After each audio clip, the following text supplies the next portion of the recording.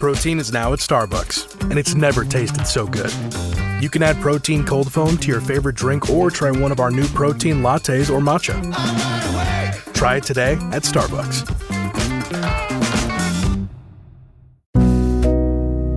The world moves fast. Your workday, even faster. Pitching products, drafting reports, analyzing data. Microsoft 365 Copilot is your AI assistant for work. Built into Word, Excel, PowerPoint, and other Microsoft 365 apps you use. Helping you quickly write, analyze, create, and summarize. So you can cut through clutter and clear a path to your best work. Learn more at Microsoft.com/M365 Copilot. Salut à toutes, salut à tous, bienvenue sur l'E3 Saxo Bank classique, ou plus simplement le 3, comme on l'appelle en résumé, une classique belge. Et là par contre, à comparer du Tour de Bruges qui était tout plat, c'est loin d'être le cas aujourd'hui. Il y a plein de petites ascensions, de petites murs belges et en plus beaucoup d'ascensions sont pavées. On est vraiment sur un mini Tour des Flandres avec des montées connues comme le Kruisberg, comme le Vieux Quarmont, comme le Kapelberg, le Paterberg. Au total, on a 10 secteurs pavés et 16 ascensions. Ça va donc être une course très usante, 209 km. Et à part les 30 premiers kilomètres, et on va dire les 15 derniers qui sont plats et sans pavés, et ben tout le reste, ça ne fait que monter, descendre, avec en plus donc beaucoup de pavés et des pavés pas faciles. Et il suffit de regarder le palmarès des 4 dernières années pour comprendre que c'est une classique belge, puisque Van Aert s'y est imposé en 2022, en 2023, et Van der Poel est le double tenant du titre, vainqueur en 2024 et 2025. Et Van der Poel, il sera encore là cette année, à l'inverse de Wout van Aert. Et du coup, difficile d'imaginer sincèrement quelqu'un d'autre que lui gagner aujourd'hui. À chaque fois, lors de ses 2 dernières victoires, il s'était envolé à 40 km de l'arrivée dans l'enchaînement du Paterberg et du Vieux Quarmont. Et qu'est-ce qui pourrait se passer de différent aujourd'hui ? Je ne sais pas, je ne vois pas, à moins que ça chute sur Milan-San Remo. Il est un petit peu diminué, mais sinon, il n'y a pas de Tadej Pogačar, il n'y a pas de Wout van Aert, il n'y a personne qui semble en mesure de contrarier le Hollandais aujourd'hui. Même si on espère un peu de combat, un peu de surprise. Je dirais que ce n'est pas la tendance sur cette E3 Saxo classique. Pourtant, il y a du beau monde quand même. Il y a notamment Mats Pedersen qui était en bonne forme sur Milan-San Remo, qui sera peut-être le seul capable de le suivre. On verra ça, on l'espère. Mats Pedersen donc pour la Lidl Trek. On a Christophe Laporte, Romain Grégoire qui sont en bonne forme, mais dont on sent bien que probablement ils ne pourront se battre que pour les accessites. On a des bons sprinteurs, William Girmay, Matteo Trentin, Tobias Lund Andresen, Jasper Stuyven. Si jamais il parvenait à suivre Van der Poel, voilà, et qu'un petit groupe se disputait la victoire, il pourrait être dans le coup, mais pour ça, il faudra suivre Van der Poel dans les ascensions pavées les plus difficiles. Puis on a des bons rouleurs comme Florian Vermeersch, comme Gianni Vermeersch aussi, ou encore Jonas Abrahamsen pour le Noix. On a aussi des punchers comme Alberto Bettiol, comme Romain Grégoire, on l'a dit, ou aussi encore Roger Adria. Mais pour tous ces coureurs, ça sera compliqué, parce qu'il faut suivre Mathieu Van der Poel quand il accélérera, et qui sera capable de le faire. On va voir ça, mais j'ai bien peur que ce ne soit personne. Chute de Bellocchi juste devant Armstrong qui est parti dans le terrain. Et attaque de Pierre Roland. Voilà ce que nous disons depuis le début de ce Tour de France. Une chute terrible. Christopher Froome à pied. Mais quelle image du Tour. On n'a jamais vu ça. 100% cyclisme, le podcast du vélo en direct. Ça va Marion? Désolé. Et c'est parti pour cette journée dans la campagne belge, sur des routes que tout le monde connaît bien, parce que c'est les mêmes que le Tour des Flandres, c'est les mêmes aussi à peu près qu'à travers les Flandres. C'est juste pris par des petits chemins différents ou dans un sens différent, mais sinon c'est les mêmes. Il faudra jouer aussi aujourd'hui un petit peu avec le vent, qui aura peut-être son importance, on verra ça. Et puis on verra quels seront les motivés pour aller à l'avant, tenter de prendre l'échappée, même si évidemment, encore une fois, c'est quasiment impossible de s'imposer pour une échappée sur une classique. Pour l'instant, pas d'attaque dans ces tout premiers kilomètres. On attend de voir qui sera le premier là à allumer la mèche. Allez, un premier groupe, un premier quatuor qui tente de s'isoler avec 2 coureurs polonais. Filip Maciejczuk pour la Movistar et Kamil Malecki pour la Pinarello Q36.5, qui sont accompagnés de Marco Haller, l'Autrichien de la Tudor, et puis Milan Lanove, belge de la Team Flandre Baloise. Team Flandre Baloise, évidemment, équipe invitée sur cette E3. Les autres équipes invitées, ce sont en plus de la Pinarello Q36.5 et de la Tudor, les habituels, la Burgos Bourpellet, la Total Energy qui est là avec Anthony Turgis notamment, mais aussi l'Unibet Rose Rockets, sans Dylan Groenewegen, vainqueur il y a 2 jours. et qu'on devrait donc moins voir aux avant-postes cet après-midi. L'équipe française, en tout cas, elle n'est pas dans cette première échappée qui tente de sortir, mais ça roule fort derrière pour l'instant. On ne la laisse pas trop sortir. Il y a peut-être d'autres coureurs, d'autres motivés qui veulent aller à l'avant. Et c'est compliqué de prendre l'échappée aujourd'hui. Ils ont été repris, le groupe de 4. On a Edoardo Affini qui a tenté de sortir en solitaire. Lui aussi a été repris, l'Italien de la Visma Lease Bike. Là, il y a un autre groupe de 5 coureurs qui a tenté, mais qui a très rapidement aussi été repris. Et on s'approche tranquillement du premier secteur pavé. Et pour l'instant, toujours pas d'échappée. Là, c'est un coureur de la Burgos-Bourg-Pellet, Alexandre Mayer, coureur représentant de l'île Maurice, qui est sorti, qui tente d'impulser une nouvelle échappée. Il est suivi par quelques coureurs. Il y a Artem Schmitz pour l'Ineos Grenadier. Ah, il y a Rolf van Sint-Maartensdijk pour la Lotto Intermarché. Quel plaisir qu'il soit à l'avant celui-là. Je vais pouvoir dire son nom toute la journée si c'est l'échappée du jour. On a Dylan van den Storm pour la Flandre baloise et puis Alexis Brunel pour la Total Energy. Voilà, 5 nouveaux coureurs qui viennent à l'instant de sortir du peloton juste avant le premier secteur pavé.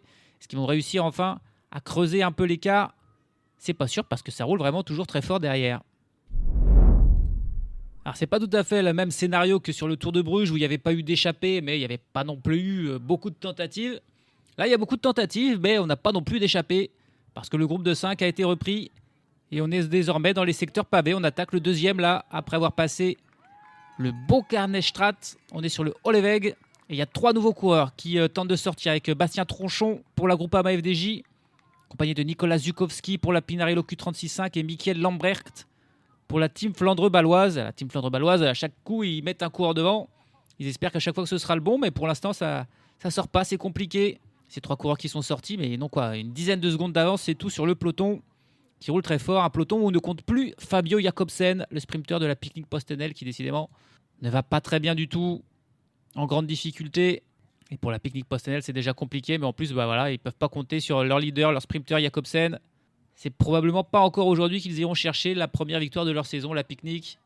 En tout cas, voilà, on a 3 coureurs à l'avant, mais un peloton pas loin derrière et des autres coureurs qui tentent de partir en contre pour revenir sur la tête de la course. L'échappée qui n'est pas encore fait. On est parti depuis désormais plus de 30 km.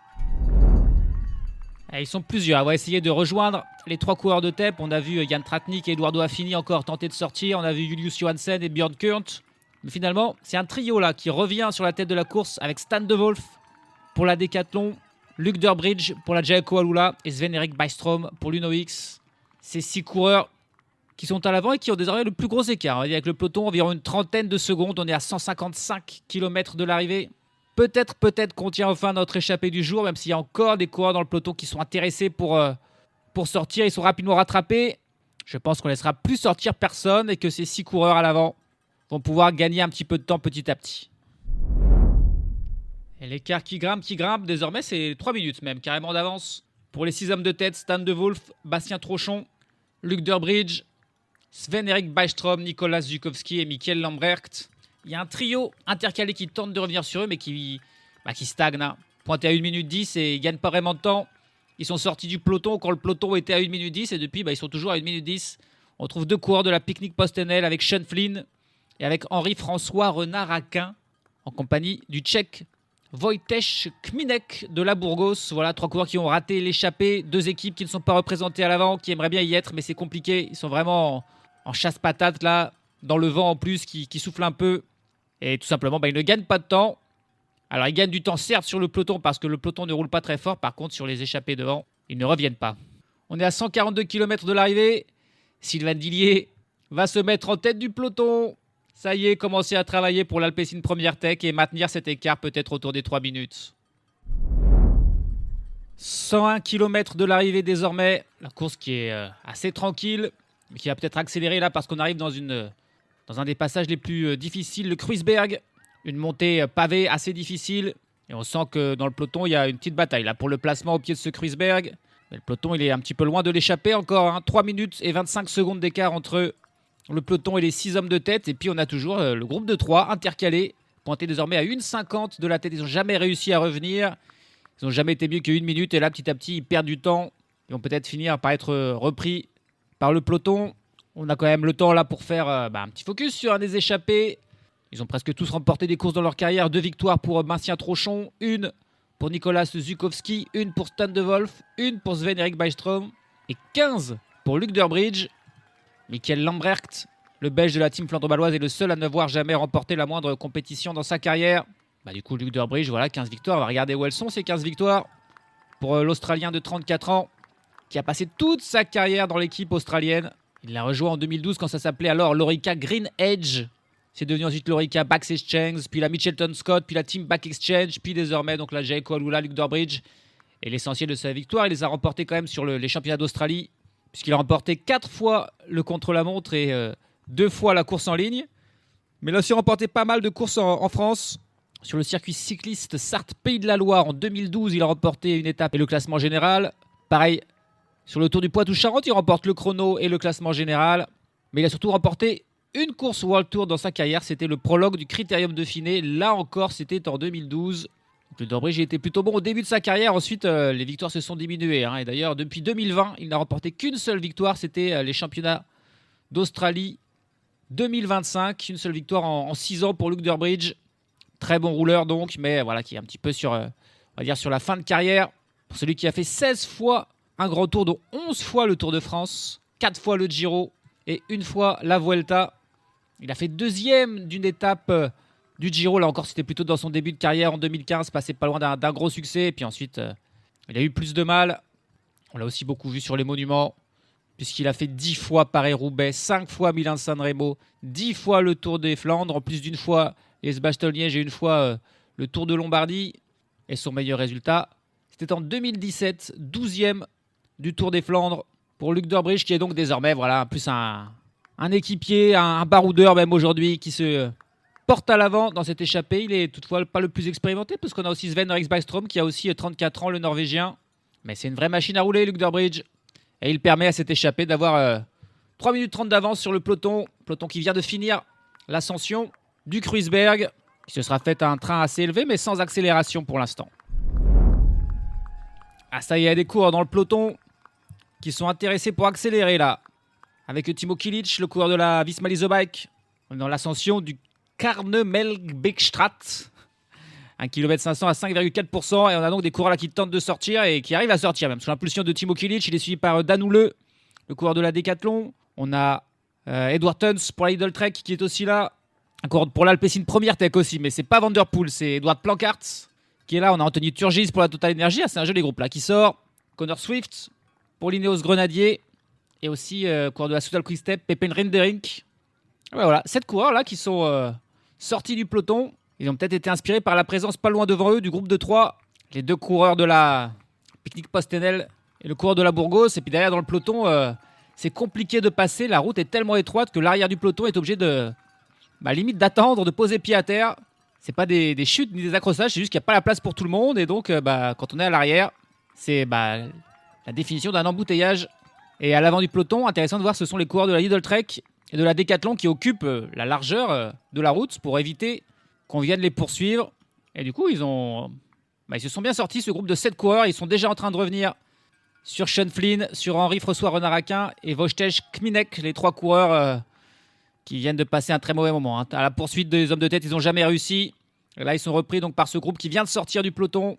Pointé environ quand même 2 minutes 30, quand même des 6 hommes de tête qui sont quand même loin devant. Mais on a eu une échappée secondaire là, voilà, un nouveau groupe de contre qui vient de se former à 90 km de l'arrivée. Premier passage sur le vieux Quarmont pour les hommes de tête. Oh, attention, derrière, là, il y a une chute dans le peloton avec le coureur qui menait le peloton qui est tombé. Mais heureusement, il a entraîné personne avec lui. Il a glissé là dans un virage. Floris Van Triert, le coureur de la NSN, qui est tombé. Oh, il est remonté très vite sur son vélo, il est reparti et pourtant, il s'est pris une belle chute là. Il était en tête du peloton où je ne me demande pas s'il était en train de faire une attaque pour tenter d'en sortir. Et il a glissé, il avait un coureur de la Bahreïn derrière lui qui a évité la chute de peu. Ouais, non, il était en attaque. Il venait de sortir du peloton. Et il allait trop vite dans ce virage juste avant le vieux Quarmont. Et il est tombé. Le coureur de la Bahreïn Victorious a évité la chute, mais il a dû ralentir et immédiatement été repris par le peloton qui est mené par Julius Johansen, coureur de la Team Emirates. Parce que c'est une des rares équipes à n'avoir personne à l'avant, ni dans le groupe d'échappés, ni dans le joli groupe sorti en contre. Et donc ils vont faire l'ascension du vieux Quarmont à fond. Il y a même des attaques là dans ce peloton avec coureur de la Red Bull Boransgro. Eux non plus, ils n'ont personne à l'avant. C'est Yann Tratnik là qui met son attaque. Il est suivi par un coureur de l'IF, Mickaël Honoré. Mais derrière, il y a encore d'autres coureurs qui tentent de sortir. Un peloton qui les poursuit. On va peut-être éviter de laisser partir trop de monde à l'avant quand même là. Et donc on poursuit ces deux coureurs-là, Honoré et Jan Tratnik, qui viennent de sortir du peloton dans les pavés du vieux Quarmont. On est de nouveau dans une ascension très difficile. Le Taillenberg, elle est pas longue mais elle est très pentue et elle est pavée. Les hommes de tête ont 2 minutes et 34 secondes d'avance sur le peloton. Et ils ont 1 minute et 43 secondes d'avance sur le groupe de poursuivants, où on ne compte plus les deux coureurs de la Picnic Post-NL qui ont fait trop d'efforts et qui ont été distancés. On retrouve donc surtout les coureurs qui sont partis en contre tout à l'heure avec Timo Kilic, avec Dan Houle, Edouard Planckaert. Jan Tratnik et Mikel Honoré ont été repris. D'autres coureurs ont tenté de sortir, notamment Ivan Garcia Cortina pour la Movistar.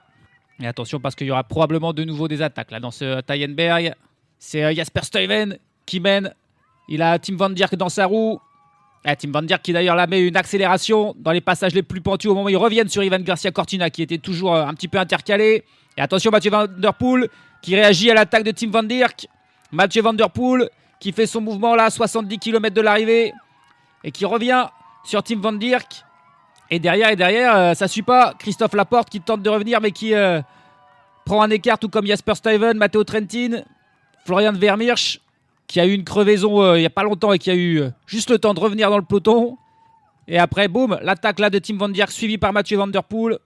Et les deux coureurs qui ont fait un petit écart sur un quatuor. On retrouve Laporte, Stuyven, Trentin et puis un équipier aussi de l'Alpecin Première Tech, Tibor Del Grosso, qui est là dans ce quatuor. Mais Van Der Poel qui prend le relais de Tim Van Dierck et ce duo qui est parti et qui va tenter de revenir sur le groupe de contre où en plus il a un équipier avec Edouard Planckaert là-bas. Mathieu Van Der Poel, ça se déroule pas mal pour le champion hollandais. Allez, on a l'ascension du Boynenberg et Mathieu Van Der Poel. Il a tout juste rejoint le groupe de contre qu'il est déjà en train de réaccélérer là. Il est resté 3-4 km avec son équipier avec cela, mais là il est parti. Il a attaqué Mathieu Van Der Poel et Tim Van Dierck non plus ne peut pas suivre, pas plus que Timo Kilic, que Dan Houle, Edward Tons, Anthony Turgis, personne ne peut suivre. On est à 64 km de l'arrivée et Van Der Poel est parti en solo. Mais bon, il y a quand même encore les échappés à aller chercher qui sont à 1 minute 10 devant. Mais bon, connaissant Mathieu Van Der Poel, ça ne devrait pas lui poser de soucis pour revenir rapidement sur les 6 hommes de tête. Il s'est débarrassé de tout le monde là. Il est tout seul. Et il a déjà aussi 1 minute d'avance sur le peloton qui joue battu, même si ça accélère là avec un coureur de la Groupama FDJ, Mats Pedersen, Mick Van Dierck, le frère de Tim Van Dierck aussi aux avant-postes. Mais ça va être très compliqué de revenir sur le grand favori tout seul désormais.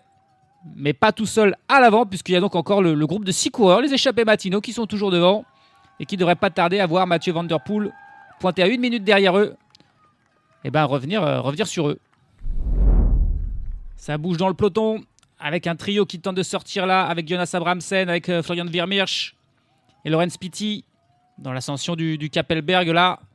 Et pour l'instant, Mathieu Van Der Poel se rapproche, doucement mais sûrement, de la tête de la course, plus que 40 secondes de retard sur les échappés. Environ 1 minute 30 d'écart entre les échappés et le groupe qui est toujours en contre.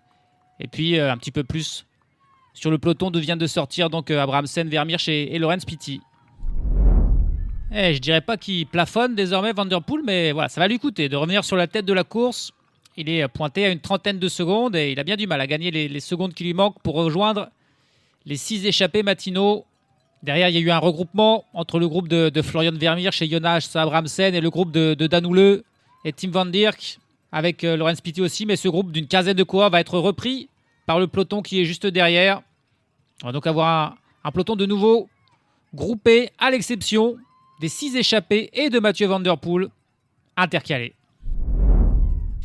Et ça y est, les 6 hommes de tête, Bastien Tronchon, Stan De Wolf, Luc Durbridge, Sven-Erik Byström, Nicolas Zukowski et Mikel Lambrecht qui voient avec eux désormais un coureur qu'ils n'ont pas l'habitude de côtoyer en échappée, Mathieu Van Der Poel qui les a rejoints.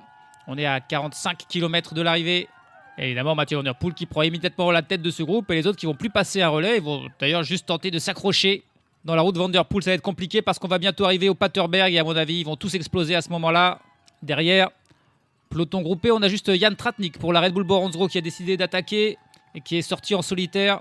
Pointé à 50 secondes de la tête de la course. Il a 20 secondes d'avance sur le peloton. Encore bien une cinquantaine de coureurs quand même dans ce peloton. Pointé donc à 1:10 de Mathieu Van Der Poel. Mais encore une fois, ça sera probablement pour les places d'honneur qu'on va se battre au sein de ce peloton. Pour ça, il faudra quand même reprendre les quelques échappés qui, eux, vont profiter du travail de Van Der Poel le plus longtemps possible avant d'exploser. Et probablement, on va voir cette explosion très rapidement parce qu'on arrive là, sur le Paterberg. La descente est terminée et c'est parti. Pour l'instant, c'est Stan de Wolf qui est directement dans la roue de Van Der Poel et qui s'accroche. Mais alors, pour tous les autres, ouais, c'est déjà fini.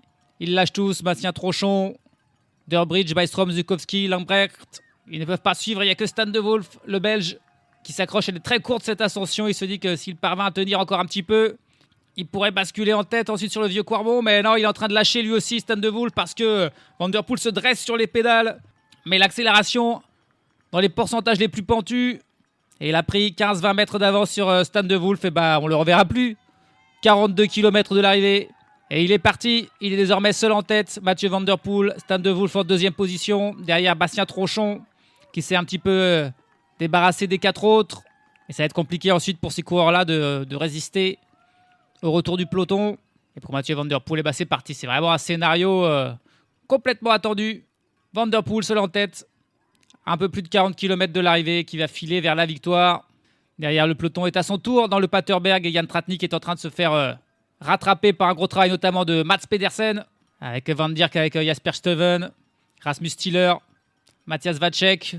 Voilà les coureurs qui mènent ce peloton, mais qui jouent déjà battus. Hein. Ah, la grosse attaque là d'Antonio Morgado dans le vieux Quarmont pour tenter de sortir du peloton. Il est poursuivi par Magnus Sheffield, par Florian Vermeersch et Christophe Laporte. Mats Pedersen est un petit peu plus loin. Mathieu Van Der Poel, lui, il est aussi dans ce vieux Quarmont, mais il est au sommet. Là, ça y est, il passe en tête. Il a une trentaine de secondes d'avance sur Stan de Wolf.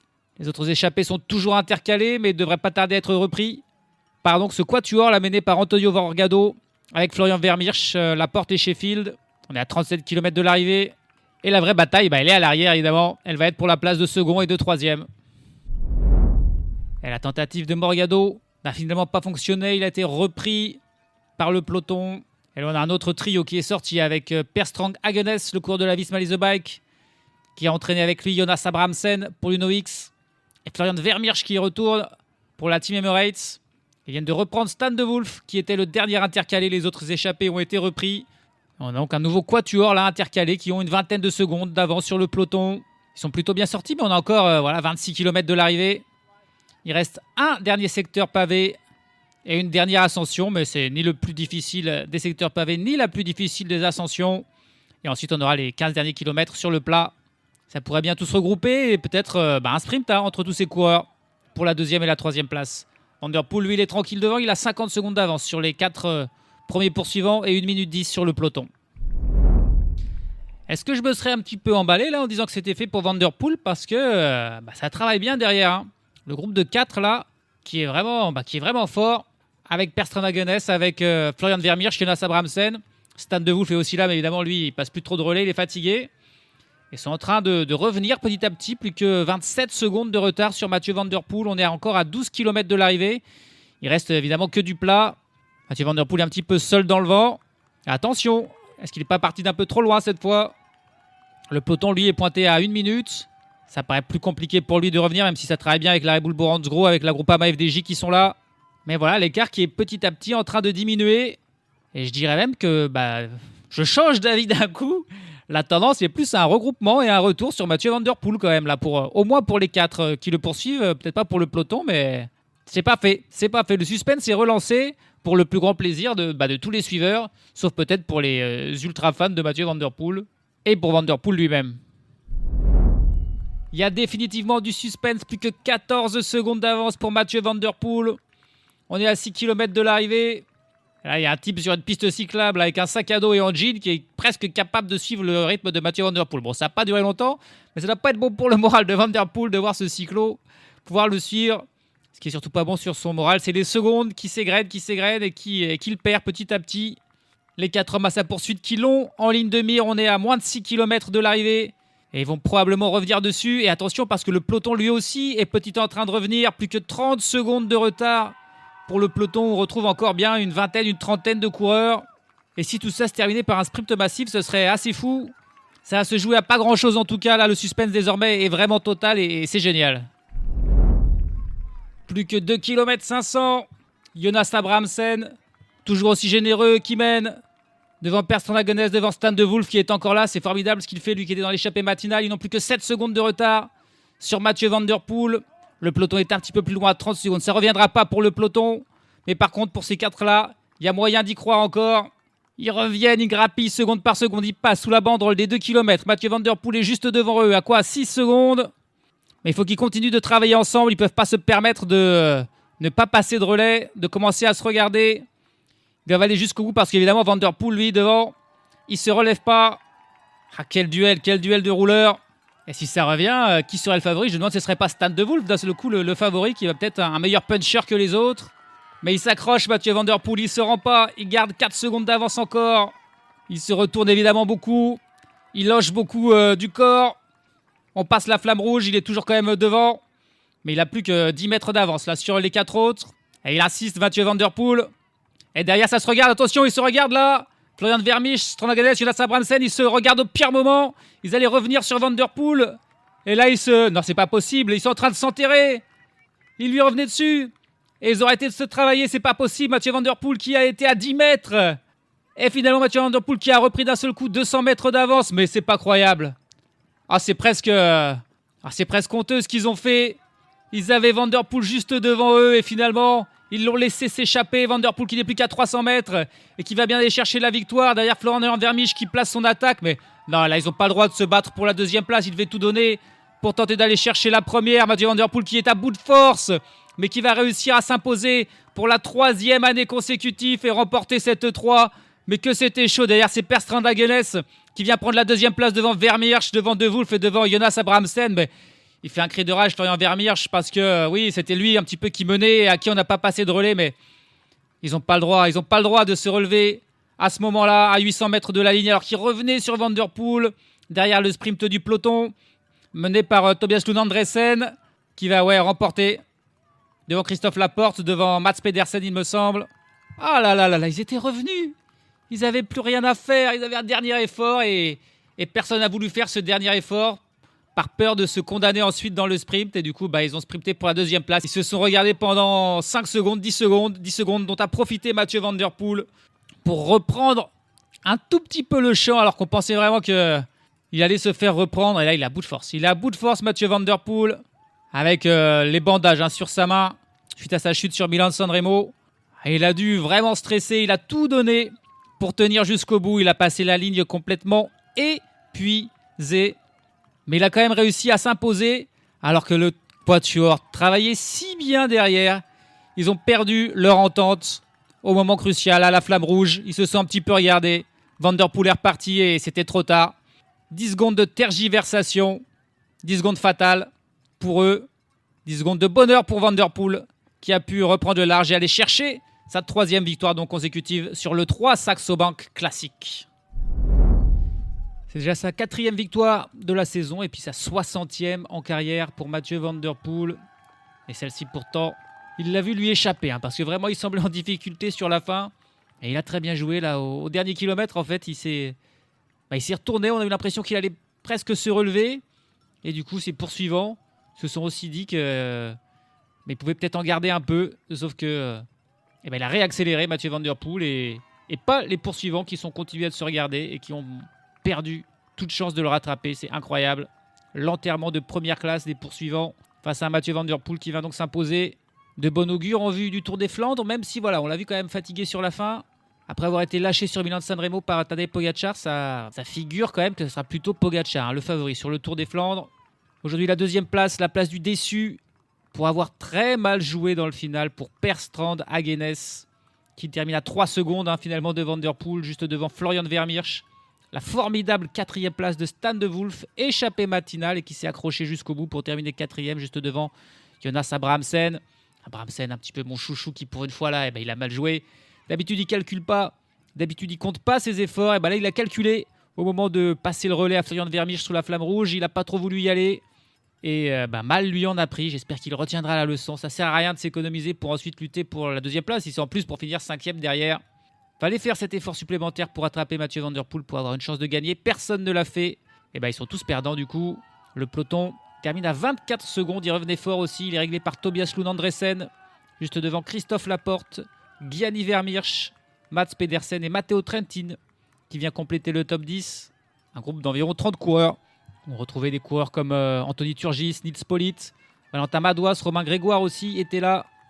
Roger Adria, Rasmus Stiller, encore Tibor Del Grosso, Magnus Sheffield, Michael Valgren.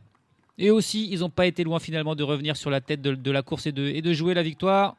Au total, 118 coureurs ont terminé la course. Le dernier, c'est Mathias Norsgaard de la Lidl Trek qui termine dans un petit groupe à 9 minutes et 49 secondes de Van Der Poel. Et puis bien sûr, pas mal d'abandon. Et on a même un disqualifié en la personne d'Axel Zingle, le français de la Visma Lease Bike, qui a été disqualifié pour s'être accroché à sa voiture un petit peu trop longtemps après une crevaison. On a vu l'image de lui qui était remonté clairement par sa voiture.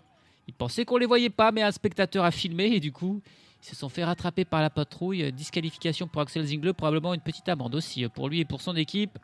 Il n'y aura pas d'amende pour Per Strand-Hagenes, Florian Vermeersch, Stan de Wolf et Jonas Abrahamsen, mais il y aura des regrets éternels d'être passé à côté de quelque chose de grand, de revenir sur Van Der Poel alors qu'on le pensait vraiment parti vers la victoire.